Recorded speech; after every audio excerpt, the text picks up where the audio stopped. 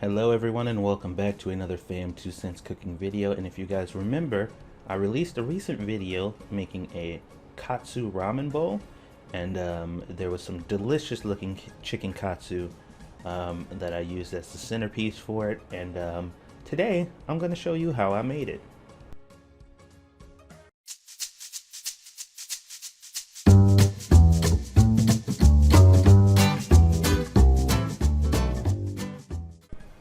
So as I said, today I'm going to show you guys how to make the chicken katsu in the chicken katsu ramen that I made. And it's very simple, very easy recipe, very delicious, and absolutely worth doing. So as you can see, I have the chicken here on the bottom left hand corner, and that has only been seasoned with a little bit of soy sauce, a little bit of oyster sauce, salt and pepper, and that's it. This has been marinating for about 2 hours. Very simple, nothing too complicated. Just hit it with a tablespoon of soy sauce, tablespoon of oyster sauce, salt and pepper. Good to go. Make sure you cover it and allow it to marinate in the fridge for at least 2 hours here, and there you go, easy. The next thing we're going to do is we're going to make our egg mixture here. In this egg mixture I put I think 2 to 3 eggs, and added some hot sauce to it because these were supposed to be a little spicy. It's up to you if you want to add the hot sauce. A regular egg wash is just fine, but a little hot sauce, a little cayenne pepper goes a long way when you're trying to make something spicy. So toss that right into the egg wash, and that'll add a little bit of flavor. It also adds a little bit of coloring to it too. You get that nice, really kind of golden, almost reddish color that you're typically used to seeing when it comes to chicken katsu, and this is a good way to kind of achieve that, a little cheat, if you will. Alright, next up, your process of breading your chicken katsu is very simple. Same formula you tend to use when breading pretty much anything else. You're going to take the chicken katsu, put it in the flour first, then you're going to put it in the egg wash, and then you're going to put it in the breadcrumbs. But when you do put it into the breadcrumbs, you want to really push it down in there.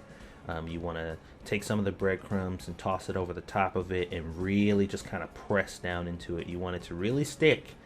You don't want all those breadcrumbs kind of dissipating into the grease or the oil or anything like that.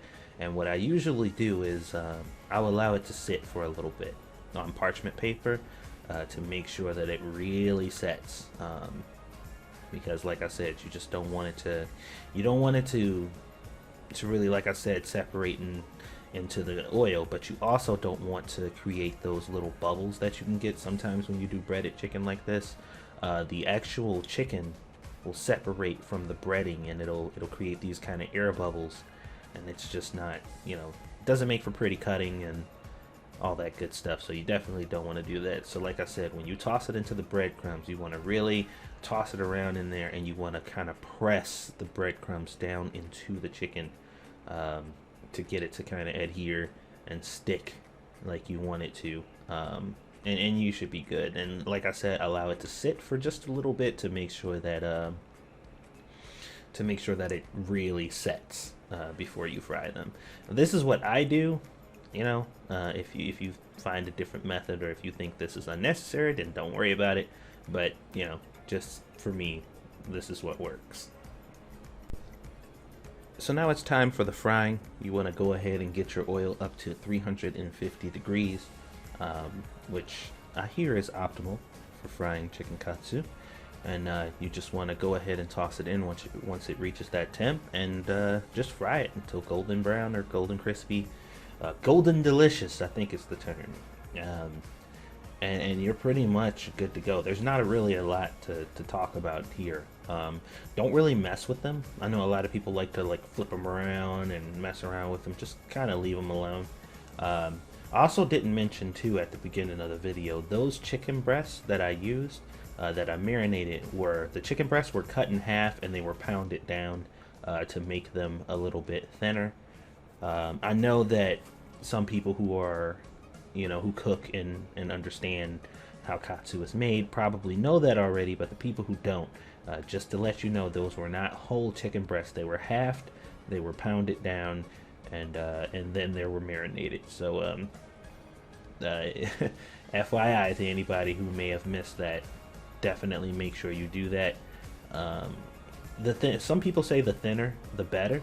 I don't know if that's always the case, but it does. You can have a much better time cooking it the more thin it is, because the less time you have to cook it, less you have to worry about it burning and all that good stuff. So give it a good pounding, and you should be fine. And after your frying is done and you're sure that your chicken is done, then you want to go ahead and take it out, put it on a rack similar to this, and there you go.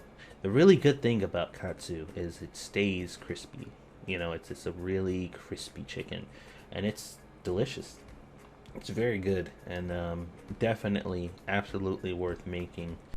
Now, I do have another video coming out in the future where I do chicken katsu and don't use chicken breasts. I actually use chicken thighs instead, and this video is a little more in-depth because I'm making a katsu sando, which is a chicken katsu sandwich, and oh man, oh my god, is that good. So next video that's going to be coming out is probably going to be the ramen egg video, to kind of round out that whole ramen video, so that way you have all the tools you need to make it. So I hope you guys check that one out and enjoy it. But very soon after, we'll do the katsu sandwich, and oh man, that things get real in that video. You guys will see the process a little more in depth, and every step kind of done in order, and that video will be much longer as opposed to being kind of like a culinary speed run or something like that. So I hope you guys look forward to it. Don't forget to hit that like button and subscribe to the channel if you haven't already. And yeah, I'll see you guys on the next one.